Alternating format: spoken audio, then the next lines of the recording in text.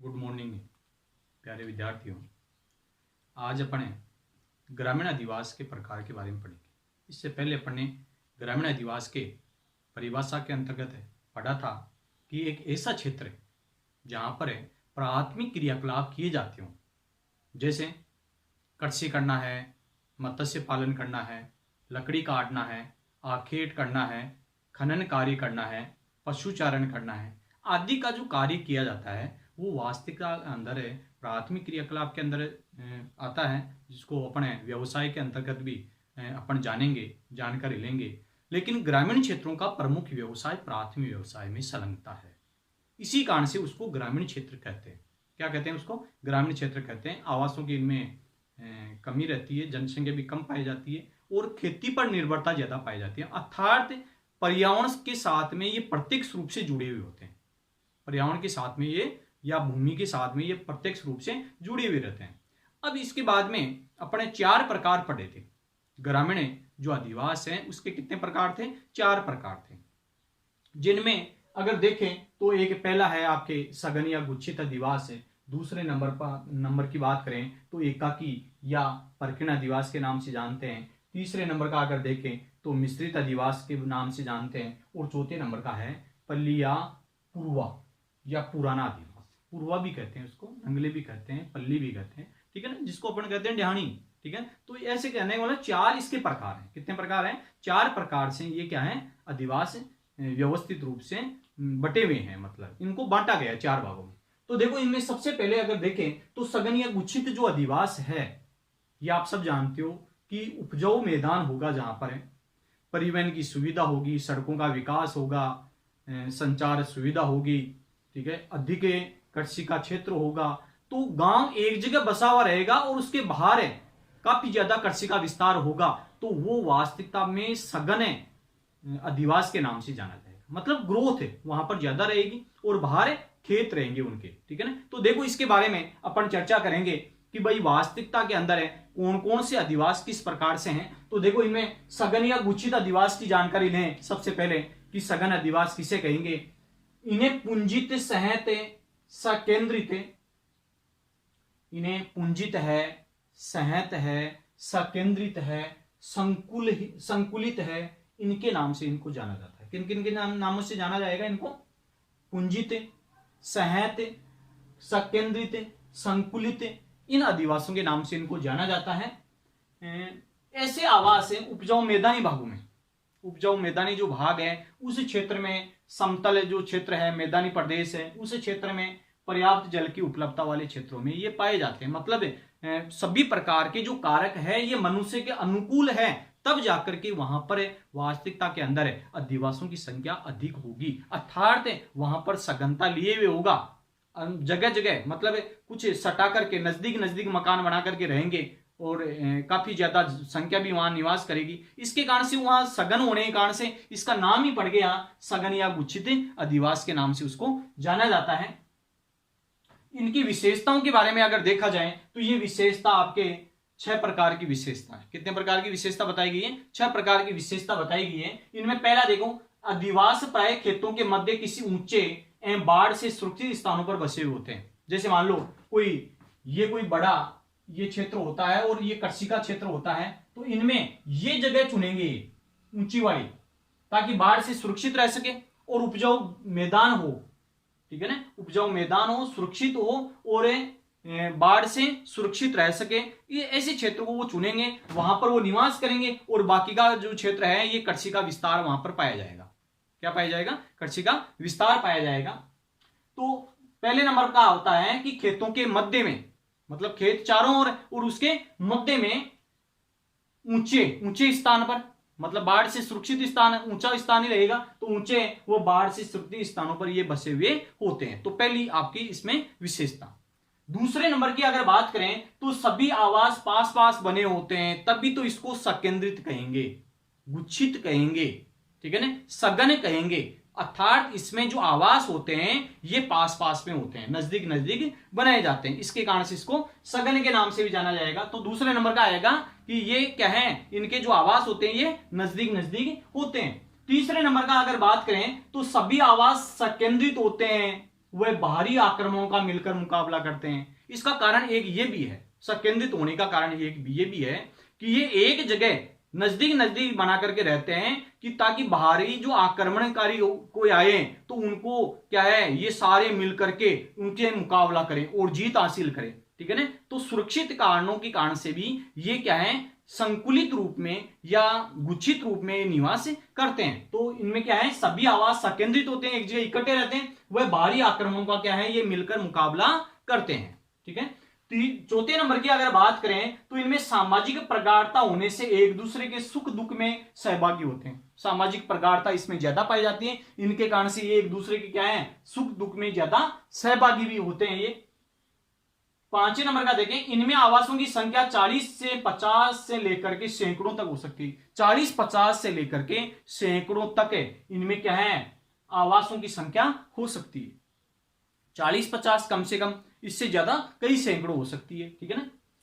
छठे नंबर का अगर बात करें तो इनकी जनसंख्या उपलब्ध संसाधनों के आधार पर, वहां का संसाधन किस प्रकार से, खेती किस प्रकार से, भूमि की उपजाऊपन किस प्रकार से, उनके आधार पर वहां पर क्या है, संसाधनों के आधार पर 500 से लेकर के 1000 या अधिक हो सकती है। वहां पर जनसंख्या कितनी हो सकती है, 500 से लेकर के 1000 हो सकती है या इससे भी अधिक हो सकती है, ठीक है ना। उसका कारण क्या रहा, संसाधनों पर निर्भरता। संसाधन किस प्रकार से, संसाधनों के आधार पर ही वहां पर क्या है, ये जनसंख्या पाई जाती है। जैसे अपन बात करें संसाधन है कि जल की उपलब्धता है तो वहां पर जनसंख्या ज्यादा रहेगी, अगर ये नहीं है तो वहां पर कम पाई जाएगी। अगर कृषि का विस्तार ज्यादा पाया जाएगा तो उस क्षेत्र में जनसंख्या ज्यादा पाई जाएगी, अगर कृषि का विस्तार नहीं है तो वहां पर जनसंख्या कम निवास करेगी। तो जनसंख्या कहां पर निवास करेगी, जहां पर जल की उपलब्धता हो, संसाधन हो, परिवहन की सुविधा हो, ठीक है ना। अन्य भौतिक कारक भी उसको प्रभावित करते हैं, ठीक है ना। जलवायु भी अच्छी होनी चाहिए, तब जाकर के वहां पर निवास करेंगे लोग। तो इनकी जनसंख्या उपलब्ध संसाधनों के आधार पर 500 से 1000 या अधिक हो सकती है। इस प्रकार से कहने वाला ये 6 टॉपिक इसके दिए सघन या गुच्छित अधिवास के बारे में। इसके बाद में अपन बात करें कि दूसरे नंबर का देखें, एकाकी या परकीर्ण अधिवास। एकाकी या परकीर्ण अधिवास, एकाकी का मतलब अकेलापन, अलग अलग खेतों में बना करके रह गए और वहां पर आराम से निवास करें, तो अलग अलग छितरी हुए मतलब बिखरी हुई अवस्था में अधिवास मकान है, ये बिखरी हुई अवस्था में, यहां पर तो एक झुंड के रूप में थे, नजदीक नजदीक थे, लेकिन ये क्या है, बिखरी हुई अवस्था में पाए जाते हैं। तो देखो इनमें इस प्रकार के अधिवास छितरे या बिखरे होते हैं, छितरी हुई अवस्था में या बिखरी हुई अवस्था में होते हैं। ये आवास एक दूसरे से दूर व कृषि भूमि को छोड़कर बनाए जाते हैं। एक दूसरे से दूर कई कृषि भूमि है उनको छोड़ करके बनाए जाते हैं, ठीक है ना। तभी तो इसको नाम दिया गया एकाकी। क्या नाम दिया गया, एकाकी या परकीर्ण अधिवास के नाम से उसको जाना जाता है। तो इस प्रकार के अधिवास छितरे या बिखरे होते हैं और ये आवास एक दूसरे से दूर और कृषि भूमि को छोड़कर बनाए जाते हैं, ठीक है। इसके बाद में अपन बात करें इसकी विशेषता की बात करें तो विशेषता है आवास एक दूसरे से दूर होते हैं, इनमें इनके जो आवास होते हैं वो एक दूसरे से दूर होते हैं। दूसरे नंबर की अगर विशेषता देखें तो व्यक्ति एकाकी रूप में रहते हैं, अकेले अकेले रहते हैं, अलग अलग मकान बना करके ये रहते हैं। तीसरे नंबर का आता है स्वतंत्र जीवन यापन करते हैं, स्वतंत्र रहना पसंद करते हैं, वो एक जगह भीड़ भाड़ में रहना पसंद नहीं करते हैं, मतलब एकाकी रहते हैं। चौथे नंबर की अगर बात करें तो एक दूसरे के सहयोग की भावना कम होती है इनमें, एक दूसरे के सहयोग की भावना कम अपने आप ही होगी क्योंकि वो स्वतंत्र रहना पसंद करते हैं, इसके कारण से। कृषि में संलग्न जातियों में ऊंच नीच की भावना होती है इनमें, अलग अलग जाति के लोग अलग अलग ये ढाणियां बना करके रहते हैं, ठीक है ना। तो ऊंच नीच की भावना इनके अंदर ज्यादा होती है, ठीक है। इसका वितरण अगर देखें तो वास्तविकता के अंदर है, जैसे उत्तरी अमेरिका में यूएसए और कनाडा के प्रेरी प्रदेश जो घास के मैदान है, काफी उपजाऊ मैदान है ये। एशिया में स्टेपी का क्षेत्र है, गंगा का खादर प्रदेश है, खादर बांगरा आपको बताया था पहले कि खादर प्रदेश जहां पर है नवीनतम मिट्टी पाई जाती है, उपजाऊ काफी मिट्टी पाई जाती है, ठीक है ना। उस क्षेत्र को क्या है, खादर प्रदेश के नाम से जाना जाता है, आर्द्रता की मात्रा जहां ज्यादा होती हो। हिमालय क्षेत्र वही क्षेत्र आ गया खादर वाला।